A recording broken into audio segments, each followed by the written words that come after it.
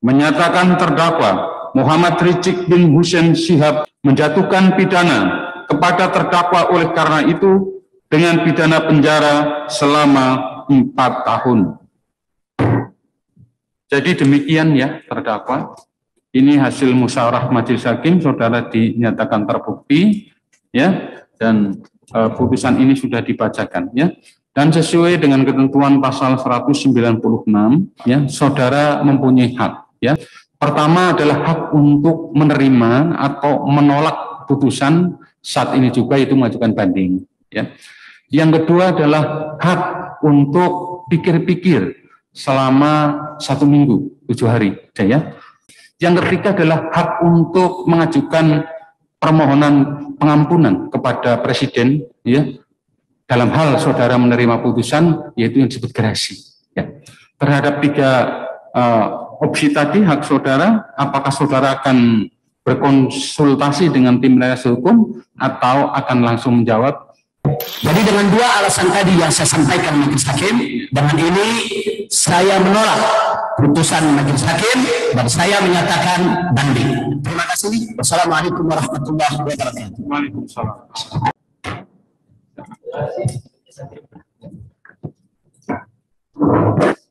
Terima kasih. Insyaallah kita akan Assalamualaikum. Waalaikumsalam. Itulah cuplikan yang kita lihat barusan. Saya mau minta tanggapannya ya, tanggapan dari seorang Fadli Zon. Kira-kira Pak Fadli, saya lihat di Twitternya agak kencang juga nih gitu ya. Ya. Gimana Pak Fadli? Terima kasih Pak Biakal. Assalamualaikum warahmatullahi wabarakatuh. Assalamualaikum. Alhamdulillah, saya kira kita semua yang ada di sini sehat-sehat dan mudah-mudahan kita semua sehat-sehat semua. Amin ya Rabb. Amin ya Rabb. Ini baru kali pertama saya datang sini dan tempatnya keren. Alhamdulillah. Gitu ya. Ada rumah Betawi juga. Ajib. Dan ada juga kopinya Babe Haikal di sini. Berkali-kali saya diundang, ini baru pas gitu ya. Alhamdulillah. Alhamdulillah, memang udah waktunya. Tadi Babe Haikal menyatakan atau menyampaikan berita. Saya termasuk yang sangat prihatin sebetulnya. Karena apa yang terjadi pada Habib Rizik itu banyak yang mengusik rasa keadilan kita. Yeah. Karena ada orang-orang lain yang juga melakukan hal yang sama, misalnya kerumunan, kemudian juga bahkan tes swabnya itu tidak diumumkan atau diumumkan atau mungkin ada yang memalsukan, tapi kenapa kok Habib Rizik? Yeah. Sehingga sangat kentara sekali bahwa seperti ini seperti ditarget. Ini yang kita sayangkan gitu ya. Padahal fokus kita kan harusnya menghadapi COVID-19, menghadapi ekonomi ini kita harus bersatu. Dan kesan saya Habib Rizik juga ketika sudah kembali itu berusaha untuk menjadi menjalin dialog komunikasi dengan berbagai pihak gitu. Tetapi kemudian ada insiden-insiden yang sampai sekarang tidak selesai. Nah, apa yang terjadi itu sebenarnya seperti kerumunan. Kan udah jelas, kerumunan itu cukup didenda. Di tempat lain didenda. Bahkan ada kerumunan yang tidak didenda, tidak diproses dan sebagainya. Yang dilakukan juga oleh para pemimpin, para pejabat dan bukti-buktinya banyak gitu ya. Dan ini rasa keadilan masyarakat kita ini terusik. Dan menurut saya harusnya ya diperlakukanlah dengan adil. Dan saya kira tidak sepantasnya hanya gara-gara swab ya, hasil swab sampai divonis 4 tahun. Hampir seperti vonis koruptor atau vonis yang lain, bahkan ada yang koruptor lebih rendah lagi. Tapi Pak Fadli, apakah ini betul-betul untouchable? Bukankah Pak Fadli di DPR ada suatu upaya atau mungkin tidak disampaikan ke publik? Begini, kita tahulah proses mekanisme politik kita, ya kan? Karena eksekutif, legislatif itu mau dijadikan semacam satu kendali, ya, bahkan yudikatif, karena aliansi dan akumulasi kekuatannya itu ada di eksekutif dan di legislatif. Sehingga legislatif itu boleh dibilang mayoritas dikuasai oleh kekuasaan Dan proses kalau kita lihat yang ada di legislatif itu juga sumir karena kewenangan-kewenangan yang kelihatannya ada di DPR tapi kan tidak. Dalam prakteknya di lapangan kita semua tahulah seperti apa.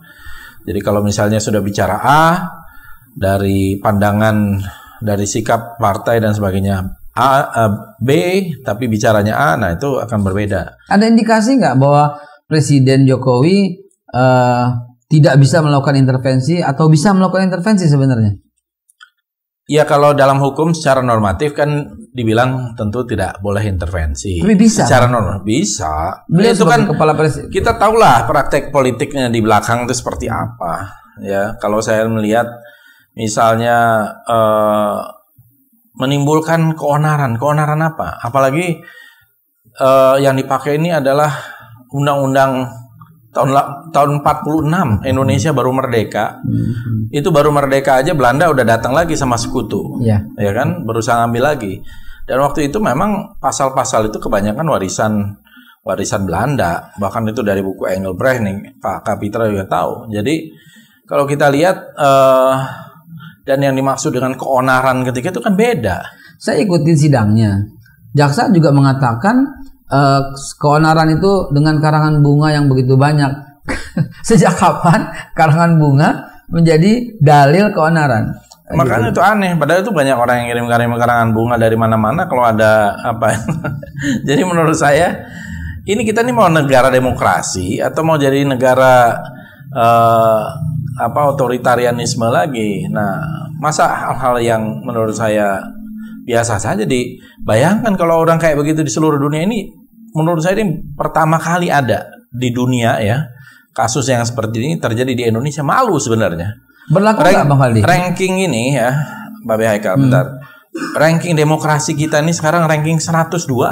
Dari hampir 200 negara. Hampir 200 negara. Ya, yang dicek waktu itu nggak nyampe 200 negara, cuman kita tuh turun dari ranking 65. Di 2019 kalau tidak salah menjadi ranking 85. Ya, kemudian di tahun 2020 menjadi ranking 102. Turun lagi, itu menurut Economist Intelligence Unit. Nah, sehingga kadang-kadang kita bahkan kan kalau di dunia internasional mengatakan kita ini negara demokrasi ketiga terbesar di dunia. Kadang-kadang saya juga begitu untuk mengangkat-ngangkat nama Indonesia gitu. Tapi dalam prakteknya demokrasinya kayak begini. Ini menurut saya malu kita harusnya. Jadi harusnya hal-hal seperti ini tidak perlu, dan ini kalau di negara demokrasi ini diketawain kayak begini. Ini benar-benar dagelan gitu. Kalau kita lihat begini nih, saya mau sebelum ke Pak Kapitra nih. Dari si kacamata hukum kan Pak Kapitra ya. Ada berapa ratus, ini saya cuma mengutip beberapa yang mengatakan, dibilang cukup. Ini kan cuma satu yang terjadi. Tidak bisa mengatakan peradaban Indonesia rusak. Tidak bisa mengatakan peradaban Indonesia hancur, tidak bisa mengatakan tidak adil. Kenapa? Karena ini cuma satu dari sekian juta kasus yang diproses. Nah, bagaimana argumentasi seperti itu? Sebelum ke Pak Kapitra ya, gimana argumentasi itu Pak Muhardi? Ya, ini kan kasus pada Habib Rizik, ini kasus yang spesifik, ya. Apalagi ada peristiwa 6 orang dari anggota Laskar FPI yang diduga ditembak, ya. Dan meninggal. Fakta kan itu. Iya. Meninggalnya itu fakta.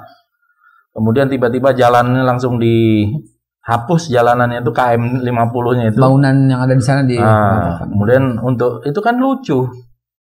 Dan ini menurut saya akan menghantui pemerintahan ini sampai kapanpun. Gitu ya. Kalau tidak diselesaikan. Karena ini menyangkut nasib orang, ya. Orang yang meninggal dengan diduga dilakukan dengan brutal. Saya termasuk sendiri melihat itu. Iya. Nah, pemirsa, Pak Faldi adalah salah satu orang yang menjemput jenazah di Rumah Sakit Polri Kramat Jati. Dan pada waktu itu akhirnya oleh keluarga dibawa ke Petamburan, dan di Petamburan petinya itu adalah dibuka kembali, dan semua menyaksikan tentang luka lebam yang luar biasa pada seluruh jenazah. Namun itu kita skip dulu ya. Tapi ini kaitannya kan dengan persoalan kerumunan kasus pada Habib Rizik. Iya. Dan Habib Rizik kalau tidak salah kan dikuntit dan sedemikian rupa terjadi peristiwa itu. Iya. Padahal beliau belum menjadi tersangka dan kejahatannya apa, gitu loh. Tidak jelas, belum. Ya, ini kan satu rangkaian sebetulnya. Nah, ini menurut saya akan menjadi sebuah memori kolektif bagi banyak orang, apalagi terutama yang mendukung Habib Rizik. Dan menurut saya berbahaya ini kalau keadilan dipermainkan seperti ini, ya.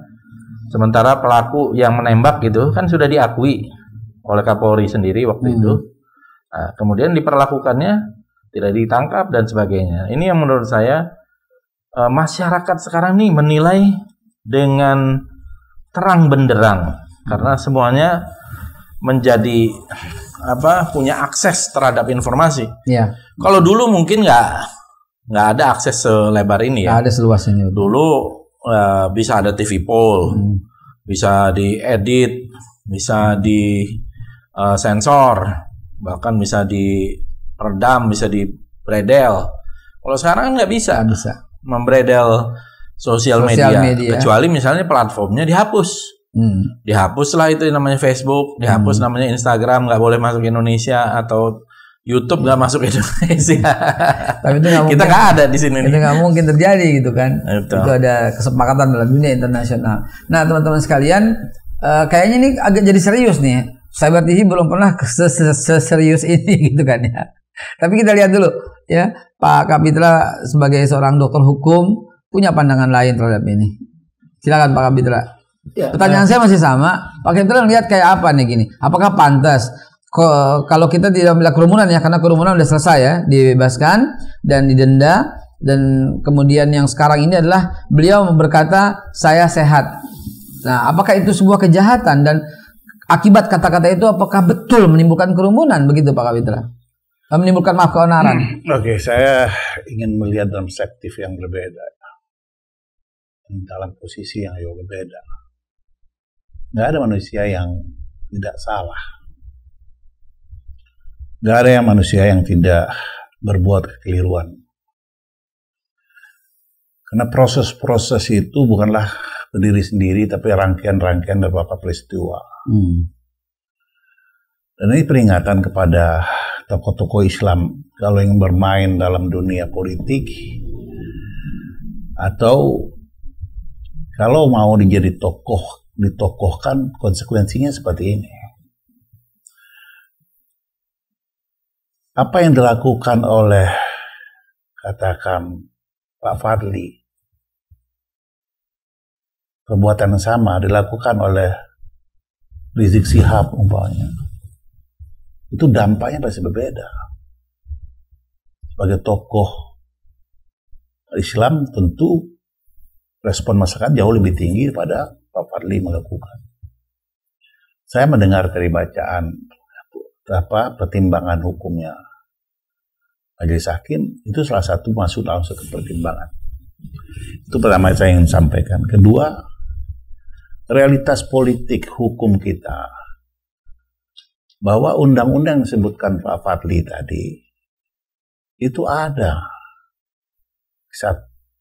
pasal 116 dia menempel masih situ. Semua KUHP kita itu ya, itu di Belanda sudah masuk ke museum. Saya kuliah di Belanda, nggak pernah dipakai, udah jadi kenangan. Tapi kita pakai itu. Jadi mau tidak mau konsekuensinya, karena KUHP itu KUHP zaman Belanda 1911 udah dari East. Jadi mau tidak mau itu yang dipakai menjadi hukum positif kita dalam perbuatan pidana umum. Sekarang DPR mau bikin rancangan undang-undang KUHP. Tadi Pak Fadli bilang demokrasi seperti apa? Itu ada pasal yang mengatakan jika kita menghina lembaga DPR, diancam 2 tahun penjara. Ini belum pernah lihat. Coba bayangkan. Coba bayangkan. DPR belum lihat. Coba bayangkan. Iya. Saya punya rancangan ini bisa. Iya. Ya. Itu membungkiri nggak itu demokrasi? Iya. Ada orang yang dipilih mewakili seorang. Lalu yang memilih dia ini minta pertanggungjawaban politik. Dia menyampaikan aspirasi atau tidak. Lalu mengkoreksi. Dihukum 2 tahun nanti itu. Ini ada produk hukum kita. Makanya saya selalu tidak sepakat dengan Mahfud MD. Mahfud mengatakan hukum itu produk politik. Kalau dia produk politik, terjadi negosiasi hukum, pasal-pasal hukum itu. Pada kenyataannya dan pengalaman Pak Kapitra, emang nggak pernah ada negosiasi antara pasal-pasal itu? Ya, saya yang katakan ini. Kalau dia produk politik, pasti ada bergening.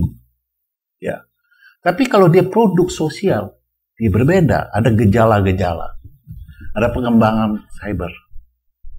Perkembangan yang tumbuh masyarakat itu perlu diatur. Itu hukum yang benar. Tapi beda. Kalau ada undang-undang tembakau, lalu ada order dari pabrik rokok. Itu akan berbeda itu hukumnya. Karena bukan tumbuh dari kebutuhan masyarakat. Hukum itu harus muncul karena kebutuhan masyarakat. Yang salah siapa? Lembaga yang diberikan otoriti, yang didelegasikan oleh rakyat. DPR. Ini yang juga tidak jalan. Orang model Pak Fadli ini nggak banyak. Jadi kalau nggak direkal, kalau dulu direkal nih dari pantai. Untung Pak Prabowo masih membiarkan. Ya toh? Tapi ini dinamika politik kita. Ya, kita nggak harus sama. Kalau dunia demokrasi harus berbeda kita. Oh jelas. Ya toh? Dan perbedaan itu jangan dijadikan permusuhan.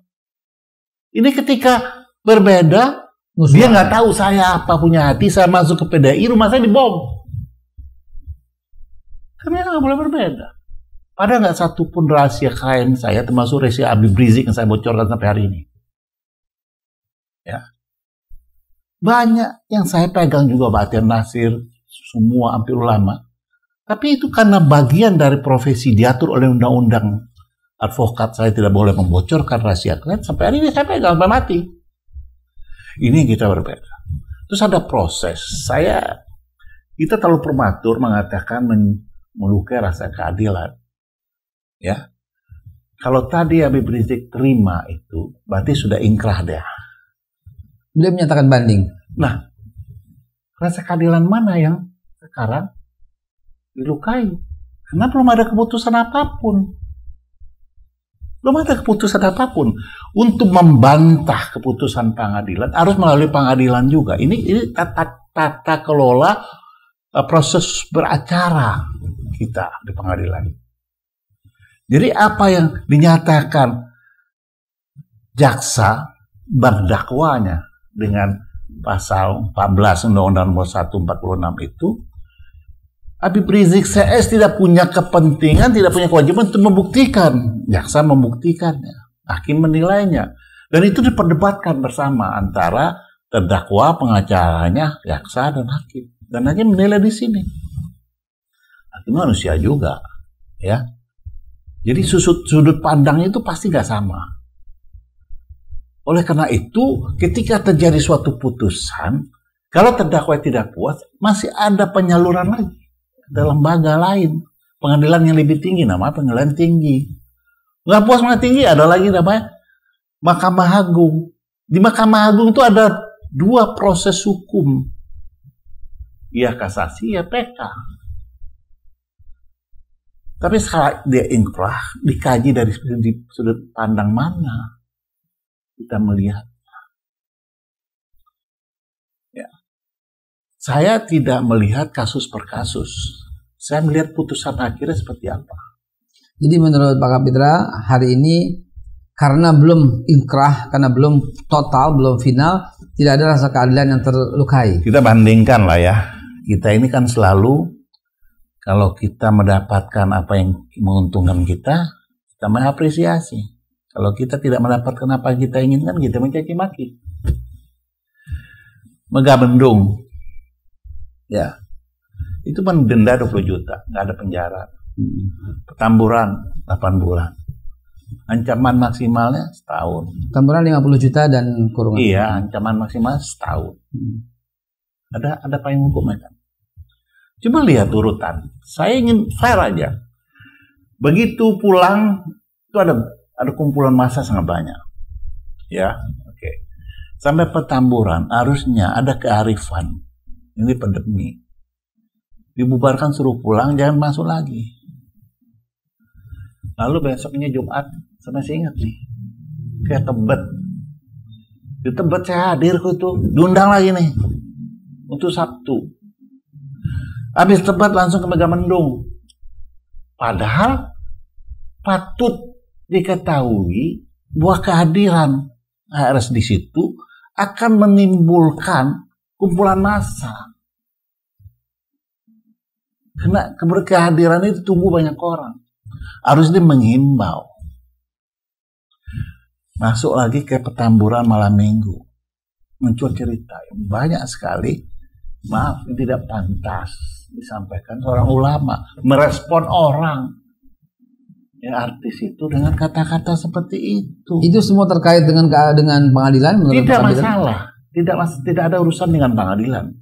Tapi kan ada akumulasi dari suatu perbuatan yang juga melukai hati masyarakat yang lain. Juga mencederai lembaga keagamaan. Orang sekarang begini, orang sekarang justru menyerang kemana? Ke Islamnya. Apakah ini representasi dari Islam jatuh? Orang menuduh begitu. Sehingga serangan terhadap agama Islam hari ini itu luar biasa. Sadis dan brutalnya. Ada sekelompok muda-mudi yang hari ini mabuk kemarin. Dan menghina Nabi Muhammad. Coba bayangkan.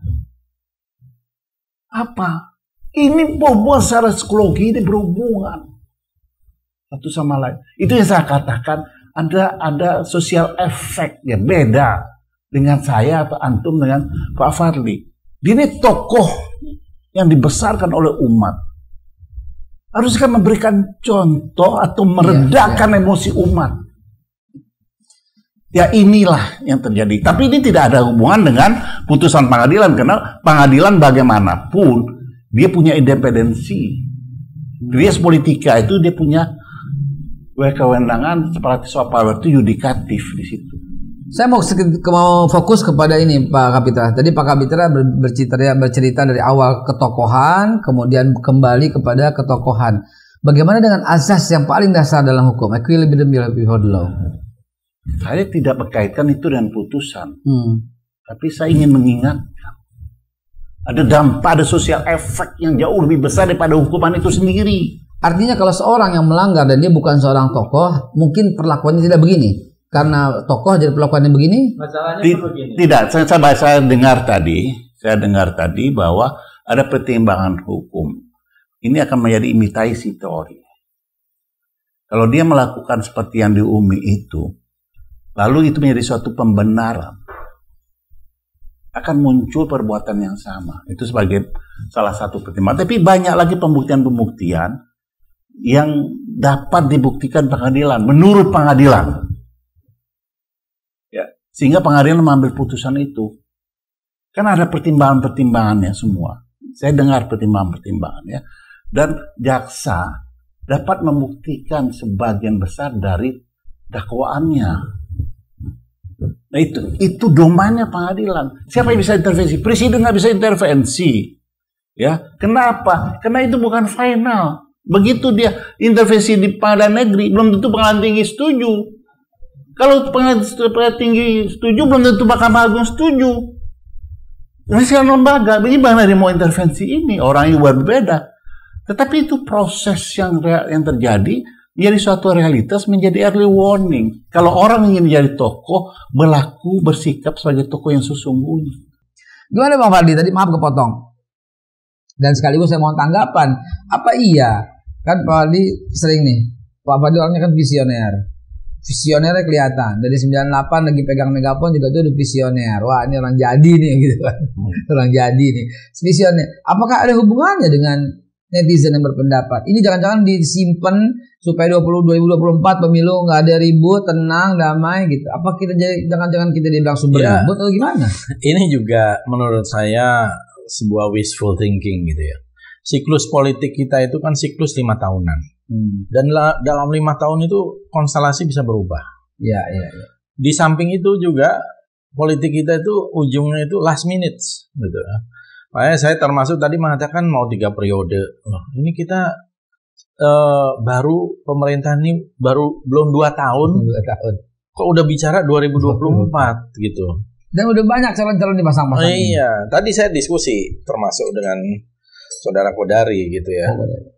Jadi saya bilang ini prioritas kita ini kan pandemi, prioritas kita ini ekonomi, dan harusnya yang bicara dengan politik dengan itu kan adalah orang partai politik yang berkepentingan. Kalau orang survei kan ya. Makanya saya bilang Kodari ini bisnismen yang visioner. Tapi ya kita juga dalam demokrasi orang juga sah-sah saja bicara siapa mau jadi apa. Tapi yang menurut saya ya faktor umat Islam, faktor Islam di dalam politik Indonesia itu nggak bisa diabaikan. Oh iya, jelas. Itu kalau ada yang berpendapat politik identitas, jangan. Di mana politik di dunia nggak ada politik identitas? Ya. Ini saya bicara juga sebagai scholar gitu ya. Mau bicara di Amerika, itu politik identitas jelas kok. Masalah WASP ya, White Anglo-Saxon Protestan ya. Faktor orang kulit hitam diperhitungkan, faktor Hispanic diperhitungkan, faktor Islam, faktor Yahudi, semua diperhitungkan. Jangankan politik, bertinju aja Mike Tyson itu yang timbul pro Islam dan pro Kristen gitu. Iya. Adalah sport itu. Makanya jadi di seluruh dunia ada itu. Nah, dan menurut saya kalau ada kekhawatiran keterbelahan itu khawatir. Kenapa? Karena berbeda pendapat itu mestinya kita tidak ada masalah, dan perbedaan itu kalau dipimpin oleh orang yang kuat, orang yang visioner dan orang yang bijak itu menjadi berkah gitu ya. Tapi kalau lemah dan mungkin short sighted gitu ya, tidak berpikir jauh, berpikir pendek, curiga, paranoid, nah itu jadi berbahaya perbedaan-perbedaan itu karena ingin penyeragaman, dan penyeragaman pendapat, penyeragaman sikap itu menurut saya berbahaya. Nanti berbahayanya gini, karena Indonesia ini kan berbeda-beda, suku, bangsa, agama. Ya, orang Sumatera punya sejarahnya sendiri. Memangnya dulu di Ponorogo berperang demi Republik Indonesia, NKRI. Nama Indonesia aja belum ada. Ya, NKRI aja baru. Namanya Imam Bonjol emang berperang untuk NKRI, gitu ya. Itu kan kita rekayasa aja supaya proses nation building kita ini cepat. Iya. Gitu ya. Makanya dulu kalau Soekarno, Hatta ketika pidato, bukan gambar dia di belakangnya, bukan gambar Soekarno-Hatta. Gambarnya itu adalah Tuanku Imam Bonjol dan gambarnya di Ponorogo. Itu saya punya tuh. Yang disebut kadrun gitu ya. Kalau pakai sorban tuh ya. Pakai sorban. Itu gitu. dari dulu itu. Nah, itu faktor Islam luar biasa dan semuanya itu jihad. Iya.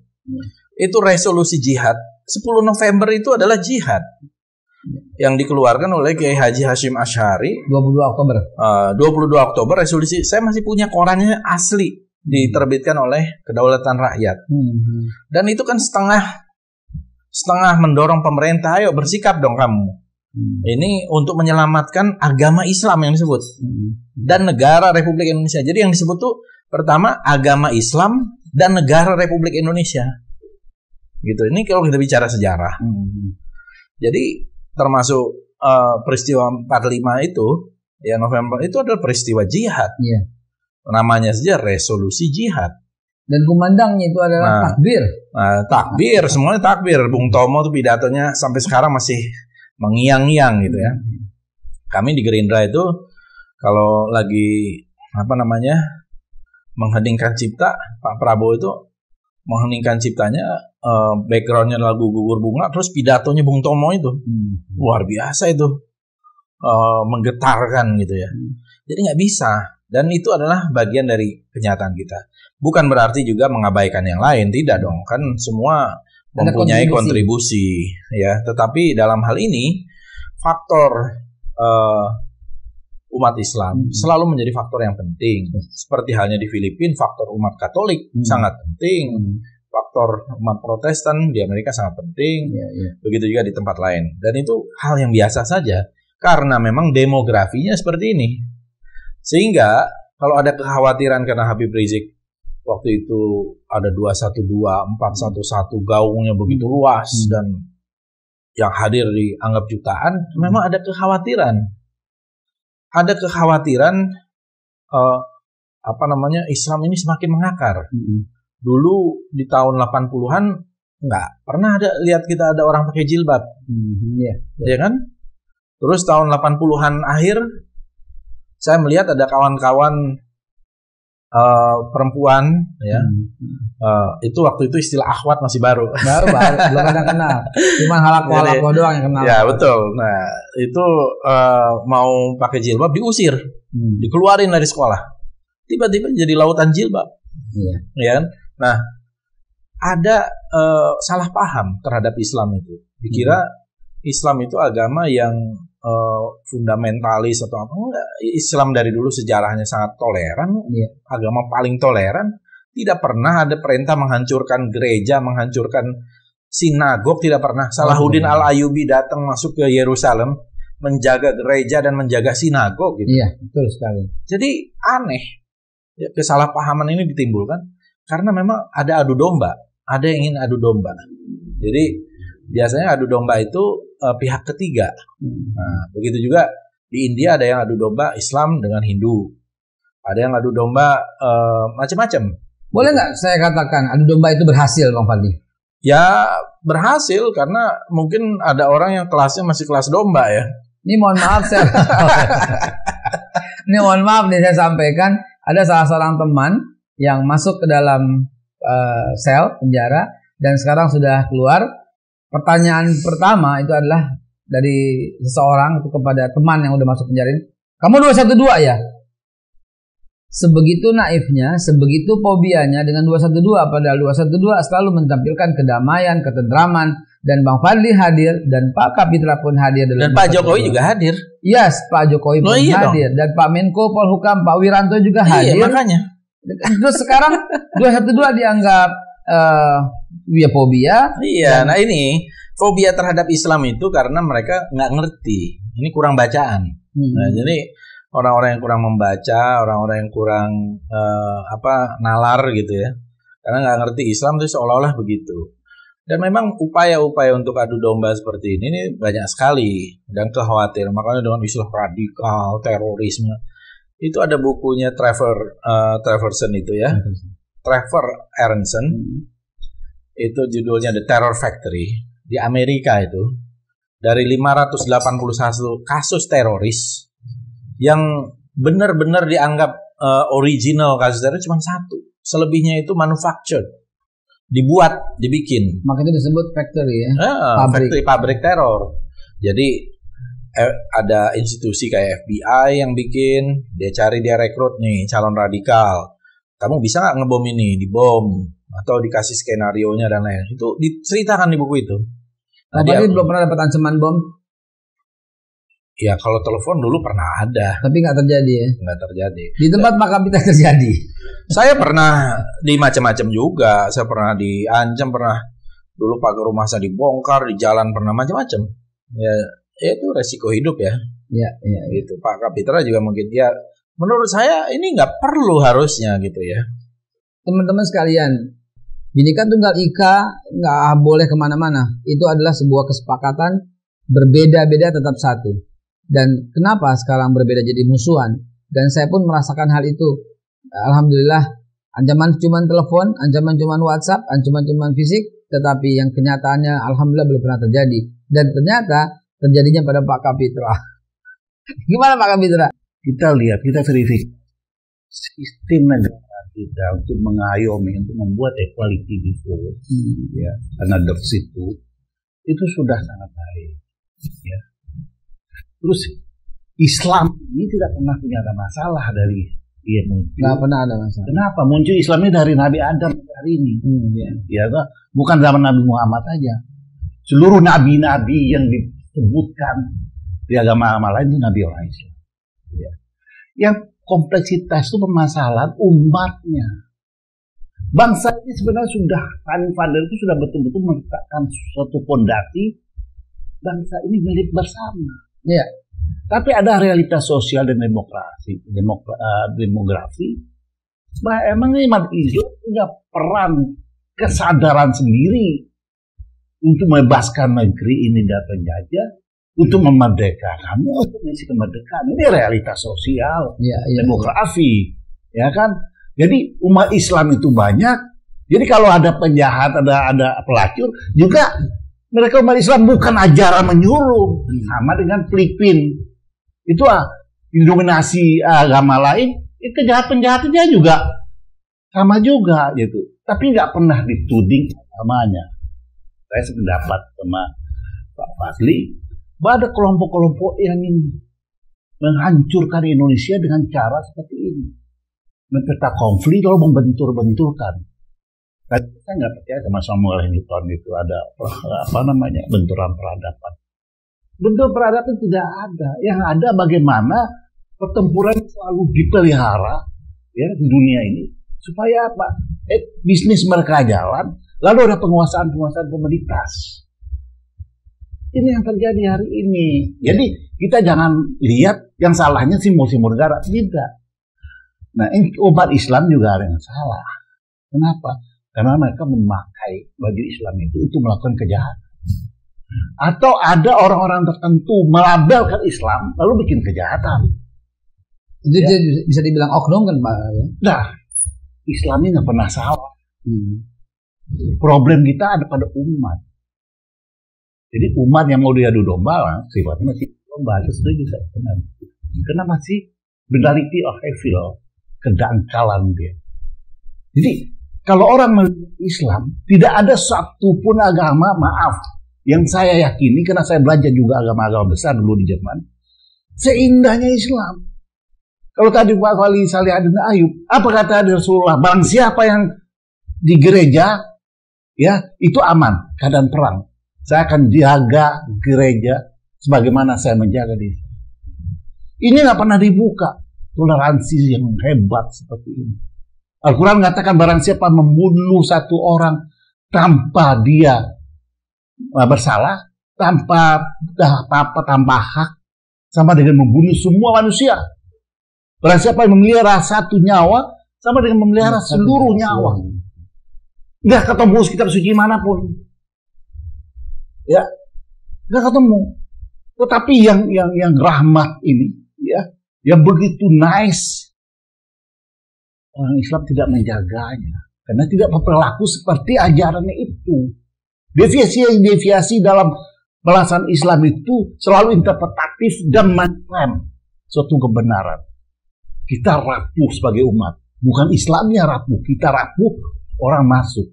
Kambing nyeruduk, kuda nyeruduk, semua nyeruduk. Ini realitas kita. Nah sekarang tugas antum bagaimana kembali ke kita, ya, konsistensi. Konsisten dalam Islam itu sendiri. Maaf kalau orang Jawa ini, maaf. Orang Jawa kalau kakinya diinjak, untuk non mas, kaki saya tinjak. Itu budaya dia yang lembut, yang santun. Ya. Tapi orang Islam yang saya tafsirkan di surah Al-Imran 92. Kalau kaki kita diinjak, kalau kita lihat orang injak itu bahagia, mohon maaf mas, ada satu lagi silakan injak. Ayatnya, kamu tidak akan sampai kepada kebajikan yang sempurna kalau tidak mau memberikan sebagian kamu cinta persaudaraan. Karena orang Islam itu katakan kebahagiaan itu bukan karena kamu bahagia, tapi berapa banyak orang bahagia karena kamu. Mana ada kerusakan di situ? Karena perintahnya di sana. Tetapi kita membolak-balik, membawa ke wilayah politik, lalu dengan kekerasan-kekerasan, dengan kekasar-kekasaran. Di dunia ini identitas itu pasti ada. Loh saya harus memilih-milih, kenapa harus makan di sini, kenapa harus ini. Itu bagian identitas saya. Kalau saya orang Padang, saya kan cari makan Padang dulu. Itu identitas. Apakah itu melanggar undang-undang? Enggak. Tidak ada dalam konstitusi mengatakan, oh tidak boleh pakai politik identitas. Enggak ada itu. Yang tidak boleh politik identitas itu memecah belah bangsa. Itu tidak boleh. Sebagai instrumen untuk mempropagandakan bangsa. Tapi kalau kita milih, lah sekarang ada Pak Fadlizon, saya kenal, atau Bapak Haikal saya kenal. Lalu tiba-tiba muncul orang dari mana-mana berkompetisi. Kenapa saya pilih dia? Sebenarnya orang kampung saya ini sahabat saya, pasti itu identitas. Nggak boleh, boleh. Contoh konkret. Kenapa orang di luar Pulau Jawa tidak akan mungkin bisa jadi presiden? Karena komunitas Pulau Jawa itu besar. Dia pasti akan pilih identitas nih, secara etnis. Lalu apa? Pulau yang lain berontak. Kami tidak kemudian. Enggak kok. Jadi itu yang saya sebut banality of kedangkalan berpikir.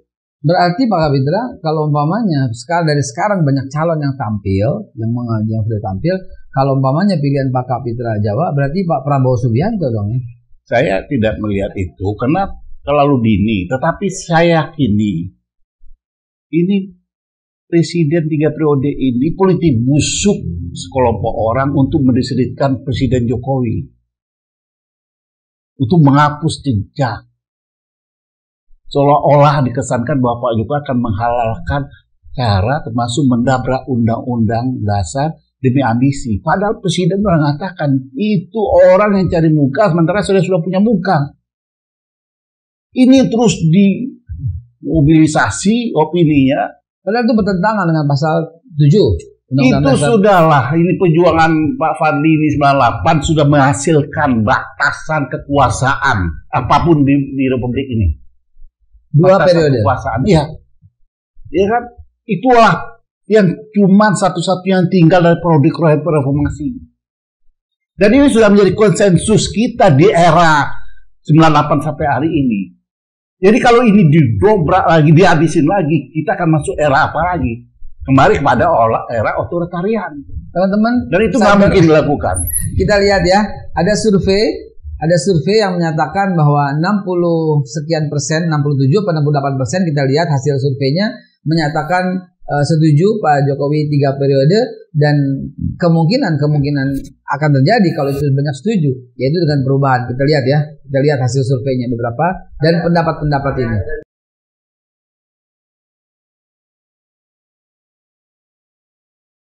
Pemilih PDI itu 65% menolak 3 periode. Kemudian pemilih Gerindra itu 83% menolak. Jadi ini partai-partai juga sudah menolak. Dan saya kira memang harusnya kita bicara sistem. Karena bicara sistem pembatasan ini menurut saya sudah bagus lah.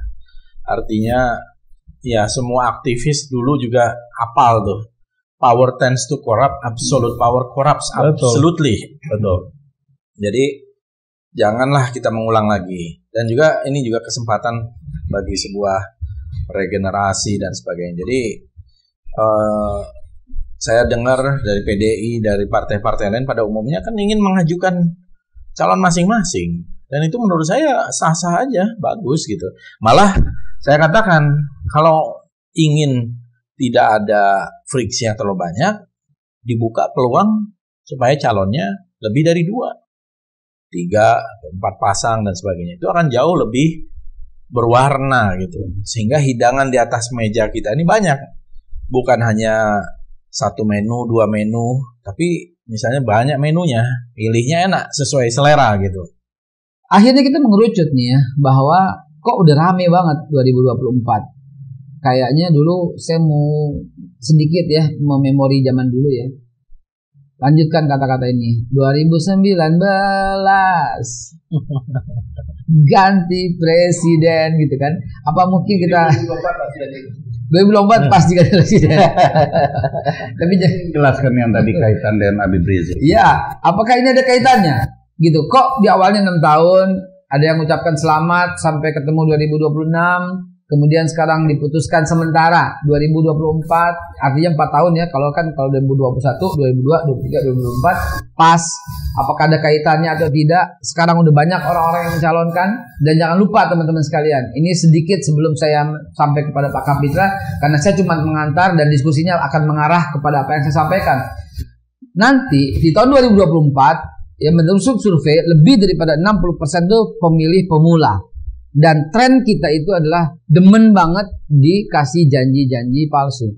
Kenapa? Karena itu tren. Jadi anak muda tuh seneng banget dijanjiin. Mengenai realisasi atau enggak, itu urusan belakangan. Jangan-jangan ke arah sana. Ada salah satu calon yang sudah mengatakan, kampus semuanya gratis, realistis atau tidak urusan belakangan. Dan Pak Jokowi dengan segala hormat pada waktu itu mengatakan tidak akan hutang, sehingga orang suka dengannya, dan ternyata hutangnya luar biasa. Dan adakah tuntutan seperti itu? Nggak ada juga. Jadi kesimpulannya para pemilih pemula tuh demen banget dijanjiin. Bukan saya ngajarin, wahai para calon-calon presiden, janjikanlah semuluk mungkin Anda akan jadi presiden. Mungkin seperti itu kalimatnya. Balik. Kita kembali Pak Kapitra. Lalu sempit melihat situasi politik dan hukum itu berbeda. Tapi Rizik itu udah ada dari zaman Gus Dur, itu Habibie, semua ada proses-proses politik dan semua juga didemo oleh FPI. Ketika ada pemilihan presiden dan sebagainya, ada kegaduhan nggak? Jadi pengalaman-pengalaman itu orang sudah tahu tidak ada pengaruhnya. Yang akan bikin gaduh itu para calon-calon ini, pendukung-pendukungnya. Ya, nah apa urusannya? Jadi kita ini sudah tahu dan lihat track-recordnya nih. Ada pemilihan langsung 2004, ya. Terus menerus ini kegaduhan apa yang timbulkan oleh Habib Rizik? Kan nggak ada dalam apa mengganggu relasi politik. Nggak ada. Jadi tidak ada kaitan putusan itu dengan ketakutan ancaman akan diganggu. Justru potensi gangguan itu muncul banyak orang nantinya. Yang sekarang unpredictable, banyak orang. Kata Bung Fadli tadi ada last minute. Ini kan muncul petualang-petualang politik, bermucara politik, ya. Lalu kepentingan-kepentingan politik sesaat dan sebagainya. Ini transaksional politiknya terjadi. Ini yang bikin gaduh, ya. Bukan kelompok seperti ini bikin gaduh. Jadi putusan pengadilan itu tidak ada kaitan dengan Pilpres 2024. Tapi mengandung muatan politik nggak menurut Pak Kapitra? Kita lihat terus jernih. Ya, ini apa sesungguhnya? Kalau kita lihat cuman ini tokoh dan tidak pernah salah, ya kita subjektivitasnya muncul. Tapi kalau objektivitas ada nggak perlu dikoreksi. Jadi salah perangkaian perbuatan. Nah, saya tidak mau katakan ini melukai rasa keadilan karena belum ingkrah. Nanti kita lihat kalau dia ingkrah seperti apa putusan. Semua bisa berubah. Pak Kapitra, boleh nggak saya berandai-andai? Andai kata ini betul-betul tidak berubah dan inkrah, apakah itu melukai rasa keadilan? Anda berandai-andai, sementara hidupnya realitas. Kalau andai-andai itu membangun suzon, prasangka buruk, tiba-tiba kenyataan tidak begitu, Anda sudah bikin dosa. Ya, kalau begitu gini, andai kata bebas, apakah keadilan? Bukan masalah andai, realitasnya seperti apa. Saya nggak perlu ingatkan antum, Ustaz. Jika Anda hidup di siang hari, jangan Anda berpikir di malam hari. Kan begitu kata hadis Rasulullah-nya. Jadi kita lihat proses ini, kan ada lembaga DPR dan sebagainya. Ini salamander, hidup di tengah barat. Meskipun Gerindra bergabung ke sini, dia kan bebas aja ngeluarin pendapat. Itu. Karena apa? Artinya apa? Dia tahu pertanggungjawabannya bukan partai tapi rakyat. Jadi hati-hati jangan sampai lolos undang-undang RUU KUHP itu yang rakyat jika mengkritik pemimpinnya, wakilnya, lalu dipidana. Jadi coba kita lepaskan dulu karena otak kita ini semua penuh dengan ruang politik. Politik itu persepsi, nggak ada realitinya. Hukum itu realitas. Ya, prinsipnya ini prinsipnya. Orang tidak boleh dihukum kalau tidak ada kesalahan yang dibuat. Tidak ada undang-undang yang dilanggar. Meskipun opini menyatakan dia bersalah, tapi jika tidak ada undang-undang yang dilanggar, dia tidak boleh dikatakan bersalah. Ini prinsip hukumnya. Lalu praktek hukumnya, kembali ke lembaga penegak hukumnya. Lalu kalau deviatif terjadi dalam lembaga penegak hukum, ada jalan, masih banyak jalan. Masih banyak jalan. Untuk itu saya ingin melihat kita ini fokus. Jangan terlalu mempolarisasi pikiran sehingga muncul kemarahan yang belum faktual, lalu terjadi akses, itu masih merepotkan semua orang. Ya. Lalu terjadi provokasi, terjadi ini, terjadi itu, dan yang paling penting itu menurunkan imunitas. Oh ya, untuk itu berpikirlah positif. Termasuk antum. Terima kasih. Andai kata, ini masih berandai-andai karena saya sedikit meneruskan. Andai kata di tanganmu itu memegang bibit dan besok tuh hari kiamat, maka bibit itu pun harus tetap ditanam. Artinya visioner itu harus tetap berada dalam sanubari kita, begitu kan? Ini belum closing, jadi Pak Kapitra belum ucapkan terima kasih. Gitu. Tadi yang disebut Pak Kapitra melukai, ini juga pendapat. Saya menganggap bahwa ini banyak masyarakat yang merasa terlukai juga, ya, di tingkat pengadilan negeri, ya, karena kan ini sudah, kalau tadi tingkatan memang belum ingkrah, tapi di tingkat pengadilan negeri saja sudah begini. Kita belum tahu nanti ujungnya seperti apa. Yang jelas itu orang bisa membanding-bandingkan dengan kasus-kasus lain yang serupa atau yang paling banyak itu bohong itu loh. Orang berbohong, pejabat berbohong, tidak dimintai pertanggungjawaban. Termasuk janji politik yang tidak tertunaikan, bisa aja karena berbagai faktor. Itu pun dikejar. Padahal mungkin maksudnya tidak bohong, apalagi yang bohong, ya. Mau mulai bohong dengan sengaja apalagi. Ya, bohong dengan pemalsuan dokumen, pemalsuan paspor, pemalsuan KTP, dihukum hanya 4 tahun. Gitu ya. Ini bohong, saya merasa sehat dan dituduh sama. Ya misalnya contoh begini ya, bukan mau mengungkit-ungkit. Misalnya nih mobil nasional, ya, yang bermerek itu. Mau diproduksi massal sekian ternyata tidak ada. Itu yang terang benderang banget, gitu ya. Ada lagi yang terang benderang, saya cukup hanya menambahkan aja sebagai wartawan dalam hal ini, buyback Indosat. Iya, makanya banyak lagi. Nah, itu accountability seorang pemimpin itu dimintai oleh pertanggungjawabannya oleh masyarakat itu dari apa yang diucapkan, gitu. Dan itu menurut saya biasa saja. Itulah proses demokrasi. Ada partisipatory demokrasi dari masyarakat untuk menagih janji. Makanya saya juga heran, menurut saya nggak perlu kok ada pasal penghinaan presiden, kan waktu itu udah dihapus oleh MK. Pasal apalagi terhadap DPR, wajar dong orang mengkritik. Kalau saya dikritik oleh banyak, kan kita nih hidup di dunia ini ada yang suka, ada yang tidak suka. Ada yang suka sama saya, ada yang nggak suka. Ada yang suka dengan Pak Kapitra, ada yang nggak suka. Biasa aja.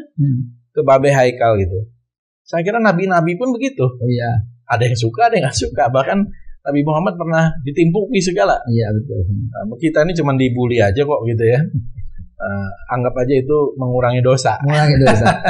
Vitamin buat kita, vitamin. Menambah imun. Kemarin saya baca statement Bu Sri Mulyani itu mengatakan Indonesia tidak jadi tumbuh 8% karena pandemi COVID ini meledak. Gitu.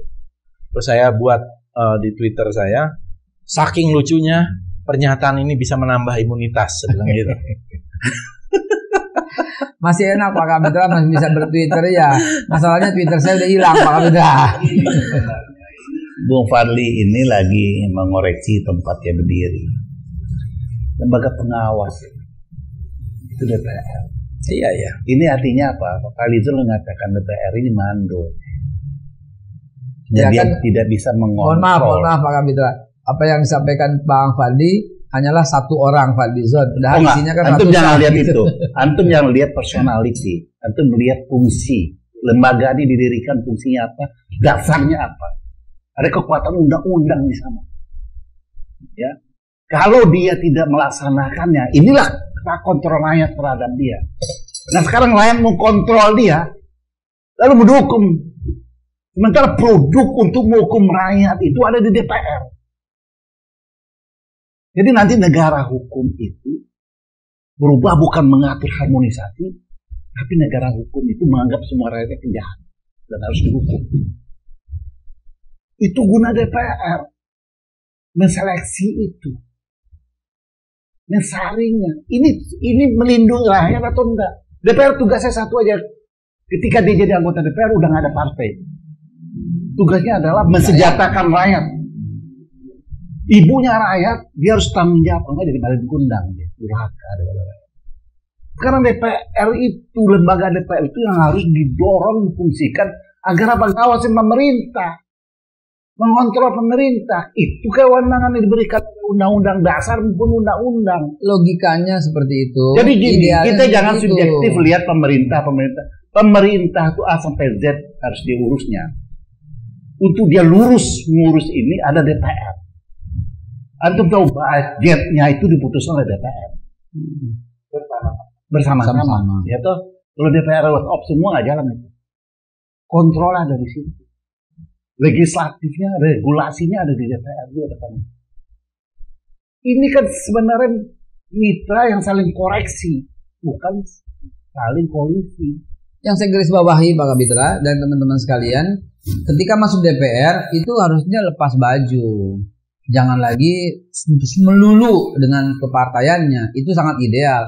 Tapi kan ada pemimpin yang mengatakan walaupun sampai jadi presiden tetap petugas partai. Itu antum gitu tendensius. Ya. Artinya begini, ada hierarki, ya, hierarki kepartaian. Tapi pengabdian partai itu sebagian kecil dan rakyat. Kata itu sebagian kecil dan rakyat dalam pengabdian, tapi dalam hierarki setiap partai punya regulasinya sendiri. Itu sah saja. Agar apa? Agar yang dikasih kuasa nggak lupa diri. Ya, biar kontrol. Nah, idealnya ini partai ini juga melaksanakan amanah rakyat. Karena partai tanpa rakyat juga nggak ada gunanya. Apa yang disampaikan oleh Pak Kapitra? Kira betul. Masing-masing kan punya regulasinya di dalam partai. Idealnya itu ada yang mengatakan pepatah yang sering sekali juga dikutip kan. My loyalty to my party ends when my loyalty to my country begins. Nah, jadi loyalitas kepada partai itu selesai ketika loyalitas pada negara atau bangsa atau rakyat itu dimulai. Jadi memang ini juga persoalan kita. Betul apa yang disampaikan oleh Pak Kapitra, harus ada lembaga yang melakukan check and balances. Tetapi prakteknya memang tidak seperti itu. Walaupun kalau ditimbang, kita ini kan negara dengan sistem presidensil yang kuat sebetulnya. Kekuasaan presiden ini kuat. Kalau budget tadi tidak disetujui oleh DPR, bisa dipakai budget tahun sebelumnya. Kalau di Amerika, government shutdown, itu kuat. Jadi misalnya House-nya, DPR-nya itu menolak, maka pemerintah nggak punya uang, nggak ada gajian tuh. Nah, di Indonesia kalau ditolak, itu pakai anggaran sebelumnya. Ada di ini kan ini sebelumnya gitu ya. Jadi nggak pernah ada government shutdown tuh nggak ada. Kemudian begitu juga undang-undang. Walaupun di dalam konstitusi disebut DPR itu mempunyai kewenangan, tapi dalam Undang-Undang Nomor 12 2011 proses eksekutif dalam undang-undang itu luar biasa besarnya. Selain itu diusulkan oleh pemerintah atau dari DPR atau dari DPD atau dari manapun, masuk sama-sama membuat namanya program legislasi nasional, program legislasi prioritas. Tapi presiden punya yang namanya perpu. Bisa membypass. Jadi kuat. Kalau tidak disahkan, ya dilama saja otomatis. Jadi itu veto sebetulnya. Jadi dalam sistem presidensial itu kekuasaan presiden kuat sekali. Ya, abuse of power ini kan harus dikontrol oleh DPR. Rubah dong undang-undang. Kalau ini akan menimbulkan penyalahgunaan kekuasaan. Topik kita hari ini emang terlalu luas dan sengaja kita ambangkan. Kayaknya saya diundang nggak pakai topik tadi tuh. Iya, karena kita merekat bangsa aja. Kita memang harus merekat. Dan ini kan salah satu kita lihat perekat betapa Bang. Tapi di tes kudu wilayahnya ini kecenderungan hatinya jadi oposan, bukan jadi host. Itu karena saya bukan oposan, bukan host, tapi saya mengkoreksi dan menyatakan lebih tajam lagi.